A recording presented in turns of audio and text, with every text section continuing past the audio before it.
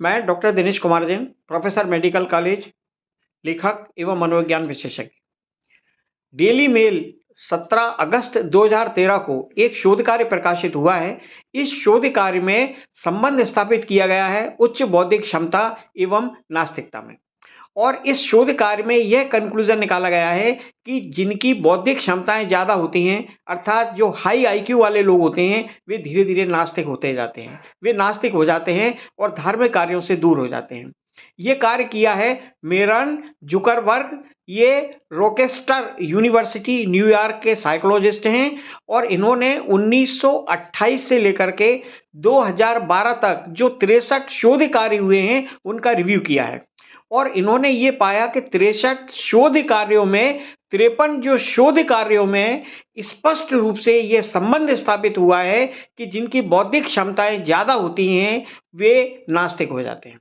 इसमें यह भी पाया गया कि जो बच्चे, जो विद्यार्थी जिनका आईक्यू ज़्यादा है, वो भी धार्मिक कार्यों से दूर होते जाते हैं। इसके अलावा वृद्ध व्यक्ति जिनका औसत आईक्यू और दूसरे लोगों से ज़्यादा होता है, ऐसे व्यक्ति भी धार्मिक कार्यों से धीरे-धीरे दूर हो जाते हैं, वे नास्तिक हो जाते हैं।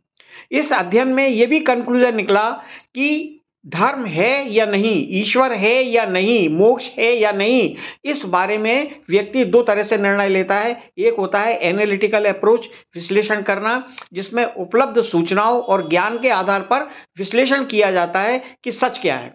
तो इस तरह के जो लोग होते हैं, वे भी नास्तिक होते जाते हैं। दूसरे वे होते हैं जो इंट्यूशन के आधार पर बिना सोचे समझे, बिना तर्क, बिना ज्ञान विज्ञान के आधार पर जो निर्णय लेते हैं, ऐसे लोग मुख्यतः धार्मिक हो जाते हैं। तो इस रिपोर्ट से यह स्पष्ट रूप से परिलक्षित होता है कि धार्मिक कार्यों में वही तल्लीन होते हैं जिनकी बौद्धिक क्षमताएं कम होती हैं।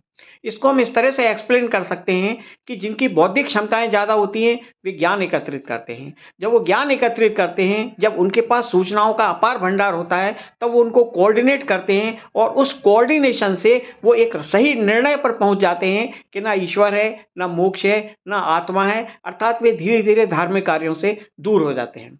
इससे हम एक इस तरह का परिणाम भी निकाल सकते हैं कि जो नास्तिक हैं, जिनकी बौद्धिक क्षमताएं ज़्यादा होंगी, उनके पास ज्ञान का भंडार भी ज़्यादा होगा, तो समस्याओं का जो समाधान है, वो नास्तिक लोग अच्छी तरीके से कर सकते हैं। तो समाज में जो समस्याएं हैं, राष्ट्र की जो समस्याएं हैं, उनका निदान नास्तिक व्यक्ति ज़्यादा बेहतर तरीके से कर सकते हैं, बजाय उनके जो धार्मिक होते हैं अथवा आस्तिक होते हैं।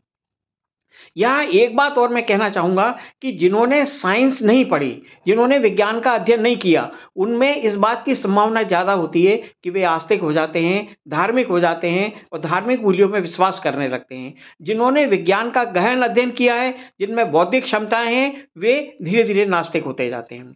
यहाँ हम भारतवर्ष के बारे में ये बात करेंगे कि भारतवर्ष जहाँ पे लगभग सभी धार्मिक हैं, पैदा होने के साथ ही बच्चे को चारों ओर धर्म का वातावरण मिलता है, हर जगह धार्मिक आयोजन होते हैं। तो ऐसी स्थिति में जो लोग नास्तिक हैं, ये उनकी बहुत बड़ी उपलब्धि है।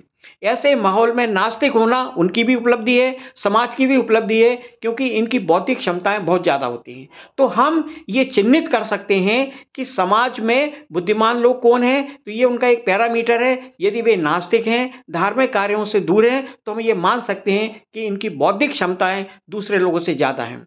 तो यहाँ एक निर्णय हम ये भी निकाल सकते हैं कि समाज की समस्याओं का, राष्ट्र की समस्याओं का समाधान वही लोग अच्छे तरीके से कर सकते हैं जो नास्तिक हैं, जो धार्मिक में तल्लीन रहते हैं, धार्मिक मूल्यों को जो मानते हैं, धार्मिक कार्यों में जो इन्वॉल्व रहते हैं। हम ये मान सकते हैं कि वे समस्याओं का समाधान अच्छे से नहीं कर सकते। इसलिए हम सबका कर्तव्य है कि जो नास्तिक हैं, उनकी बात पर हम ध्यान दें, वो क्या कहते हैं। और यदि हमें समस्याओं का समाधान करना है, तो हमें ऐसे लोगों को ही नेता बनाना पड़ेगा जो नास्तिक हैं। धन्यवाद।